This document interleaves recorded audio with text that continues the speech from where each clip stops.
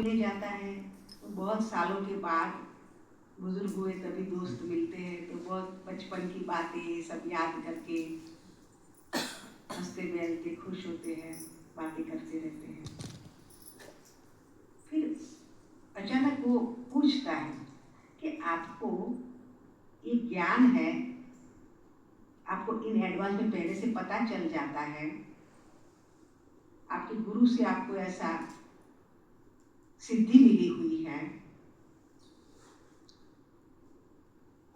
तो आप उसका उपयोग अपने लिए क्यों नहीं करते?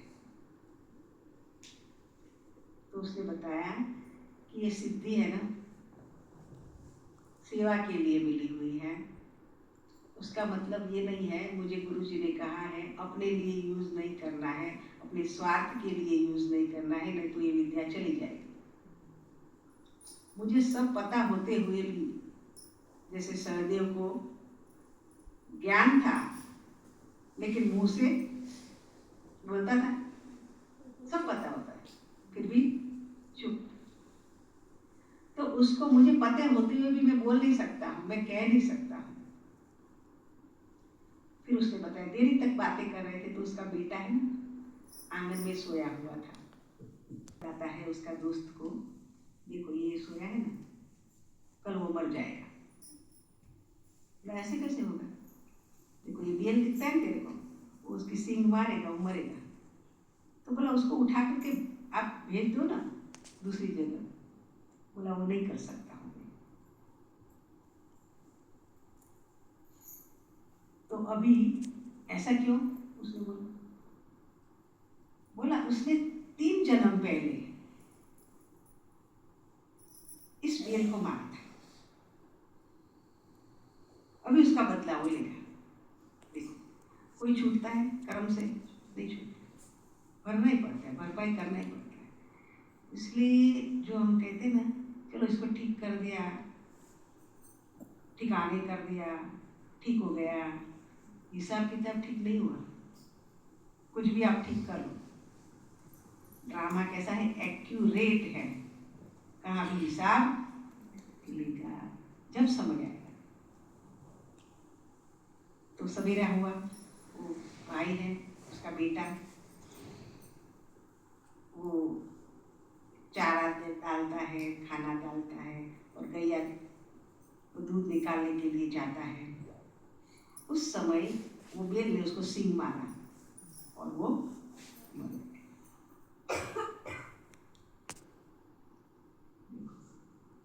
अभी उसका बाप था, दुख तो होगा ना, सब क्रिया कर्म पूरा करके उसका दोस्त भी उस समय हाजिर था तो रहे।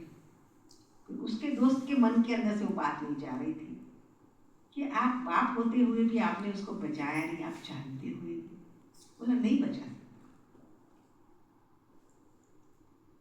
फिर बातें करते करते बोला, चल तेरे को कल है ना, राजा आएगा, राजा के सिपाही आएंगे, तेरे को ले जाएंगे और तेरे को फांसी हो जाएगी। बता दिया उसको, अभी तू क्या कर सकता है, जो करना है कर ले तेरे को बता दिया। तेरे को जितना दौड़ना है तू दौड़, तो ऐसा बोल दिया। उसने बोला हाँ ठीक है, मैं तो जाता हूँ, अभी मैं नहीं ठहर सकता हूँ यहाँ। तो दौड़ता है दौड़ता है दौड़ता है, 1 2 3 गांव भी, जंगल जंगल जाके दूर दूर जाके फिर थक जाता है। बोला यहाँ तक तो राजा के सिपाही, अभी तो मेरे को कोई पकड़ने नहीं आएगा। सो जाता है, इतना थका था ना, सो गया। अभी राजा के महल में चोरी हुई थी, और चोरी होने के कारण उनके सिपाही उनको ढूंढने चोर को निकले थे। अभी वो जो चोर थे उन्होंने भी घोड़े पर भाग करके सारा सामान जो लिया था महल का, उसने सोचा ये सोया है ना, यहाँ ही पटक दो, उसका इनाम आएगा। अगर वो लोग आएंगे तो इनको पकड़ के जाएंगे, अगर नहीं आएंगे तो हम फिर इनको मार के हम अपना सामान ले लेंगे चोरी का। तो ऐसे आइडिया से उन्होंने वहाँ ही सामान पोटला रख दिया और वो चोर छिप गए, दूसरी जगह चले गए। अभी महाराज के जो राजा के सिपाही है वो तो ढूंढते ढूंढते पहुंच गए। बोला चोर मिल गया, सोया है आराम से, सामान भी रखा पड़ा है अपना महल का, उसको उठाया मार के और उसको लेके गई। चल तेरे को राजा फांसी देगा।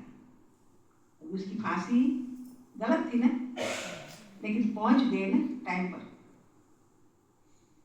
तो उसको राजमहल में लाते हैं, राजा के सामने लाते हैं। राजा के सामने ला करके कहते कि ये चोर है, वो मानता नहीं है, लेकिन ये सामान उससे मिला है, तो बोला उसको फांसी दे दो।